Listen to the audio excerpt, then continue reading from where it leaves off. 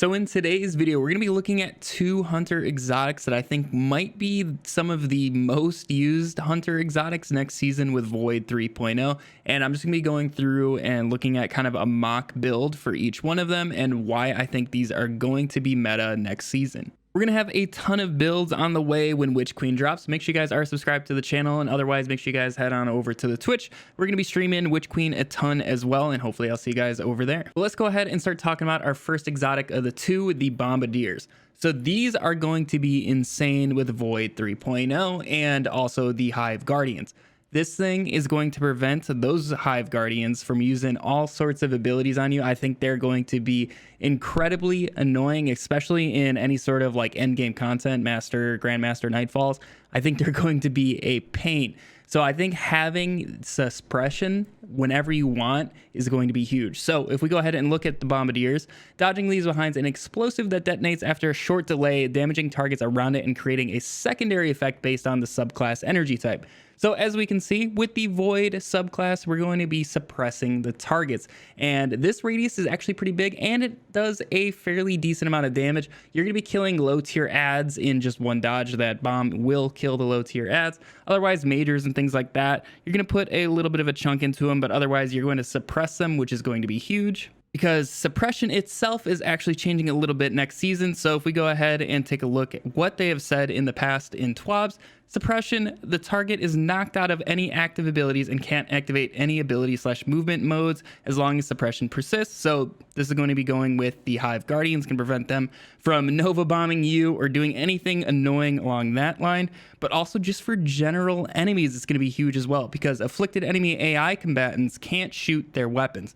So this is going to make the enemies completely worthless, obviously, if they have a gun, but this is going to be huge for just helping out you and your entire team survive. The enemies are not going to be able to shoot you, and it's going to help a ton. So this exotic is also going to pair very well with the aspect that they have shown off for the hunter coming with Void 3.0, and that is defeating a weakened, suppressed, or volatile target grants invisibility and true sight. After performing a stylus execution, your next melee attack while invisible weakens enemies. So this is going to be like the Middle Tree Night Stalker and kind of a combination of those. So this is going to be awesome for getting invisible as well. So not only are you going to prevent enemies from shooting, you're also going to be able to weaken them and go invisible all at the same time with just one exotic. And then depending how the game is going to handle it, when that bomb goes off and kills like a low tier ad, if it technically suppresses that target first, you're just going to get invisible right away just off of the bomb exploding and killing that ad. So even in like low tier content, you just want to run past everything or just kill tiny groups. This is going to be awesome for killing the little ads and then weakening the majors or whatever mini bosses that you guys encounter along the way. And with the current mod setup, you guys can be dodging every couple seconds, and you're going to be able to just keep looping this suppression and weakening effects and just going invisible over and over again. So really quick, just looking at the mock build that I'm running with these Bombardiers. Obviously things are subject to change. We don't know exactly what Void 3.0 is going to bring and how everything's going to interact, but right now this is my setup, and if you guys want to use it right now, I really like this setup. So on our helmet, I like to just run elemental armaments, because when we're using a void weapon, it's just gonna help us get more void wells and get our dodge back quicker. Otherwise, we're going to be running Reaping Well Maker. Every time we dodge our next weapon kill, we're going to spawn a Void Elemental Well. And that's going to combine with the Well of Utility right here. So when you guys pick up a Void Elemental Well, it's going to grant you additional class ability energy. This is going to allow us to just spam our dodges over and over. And then we combine that with Bountiful Wells. So we get 2 Void Wells and also Seeking Wells. So you guys don't have to run over them every time. You're going to get a lot of utility out of Seeking Wells. This is one of my favorite well mods. But otherwise, taking a look at this little bit of a mock build in action here. So as we can see, when we dodge and the bomb goes off, it's going to clear the whole horde of low tier ads with pretty darn decent damage, and then we get a kill.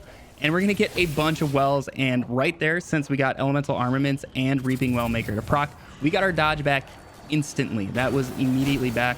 But as you guys can see, the damage that the bomb puts out took about half of the barricade servitor's health out. So it's not really any sort of major killer, but that enemy was suppressed. So next season, it's not going to be able to shoot, and you guys are going to be able to go invisible after killing it. So you'll just dodge, and then immediately shoot your weapon, and you guys will be good to go. You're going to get most of your dodge energy back. You're going to go invisible, and overall, you guys are going to be looping your invisibility and just having crazy ad clear in the process.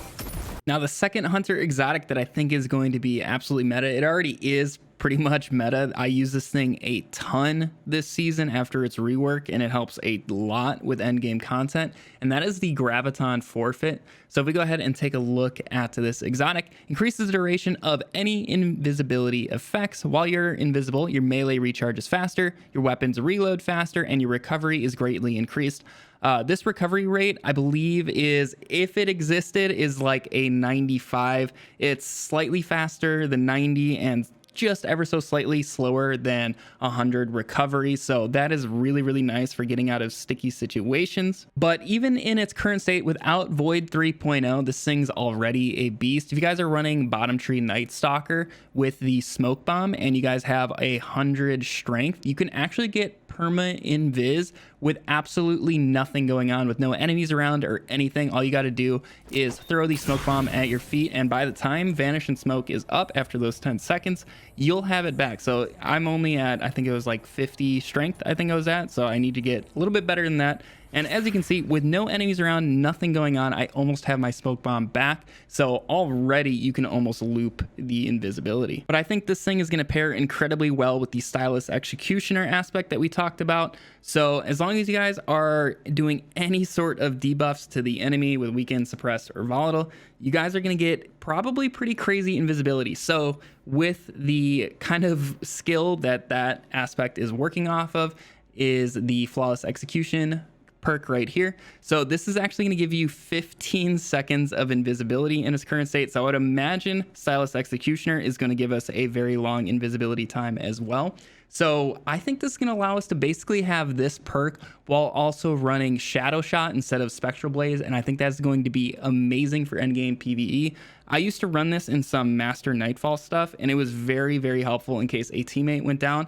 I can go invisible for so long, pick them both up if in case they were both down, and still run across the map. So this is very helpful, and I think it'll be great to run with Shadow Shot. Now, I have a theory of something that they're going to do with these smoke bombs with Void 3.0. I don't know if this is going to be the case, but I think they're going to give smoke bombs vanish and smoke intrinsically. I think this is just going to be a part of smoke bombs, because smoke bombs by themselves are super trash unless they give it any sort of weakened suppressing effect innately. So just so you guys can visualize exactly how long 15 seconds of invisibility is, right here it is. This is absurd. I am able to just run around and do whatever I want, and also the flawless execution debuffs that you can put on enemies is active for that entire time as well. So not only are you just straight up invisible longer, but in case you were just to break out of invisibility right away, you have that full 15 seconds to debuff enemies. You can go around, hit all sorts of different majors, and you guys will be good to go there. Now, normally the mod setup that I run when I run my Graveton Forfeit build is just Font of Might, Reaping Wellmaker, Bountiful Wells, High Energy Fire, and Elemental Charge.